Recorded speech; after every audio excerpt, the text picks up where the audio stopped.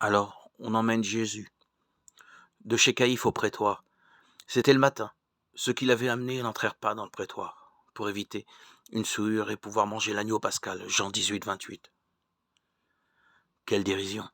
Ils vont commettre le crime énorme et ils se montrent tatillons sur la pureté rituelle. Les membres du Sanhédrin se gardent d'entrer chez un païen pour ne pas se souiller. Mais leur âme, de quelle abomination ne se souille-t-elle pas en livrant à la mort le Fils de Dieu? Ils filtrent le moucheron et avalent le chameau. Matthieu 23, 24.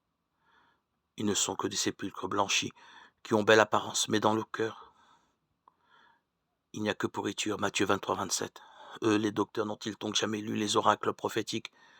Vous avez beau multiplier les prières, je n'écoute pas. Vos mains sont pleines de sang, lavez-vous, purifiez-vous. Isaïe 1, 15. Mais non, ils sont prêts à toutes les compromissions pour parvenir à leur fin. À Pilate, ils iront jusqu'à dire « Nous n'avons pas d'autre roi que l'empereur » Jean 19, 15.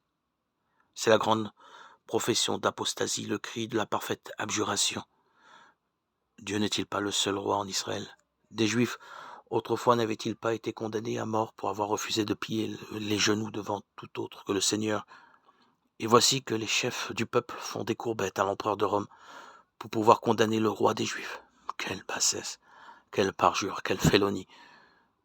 Que croyez-vous qu'il en résulta dans le cœur doux et humble du Seigneur? Du mépris, de la colère, de l'écœurement?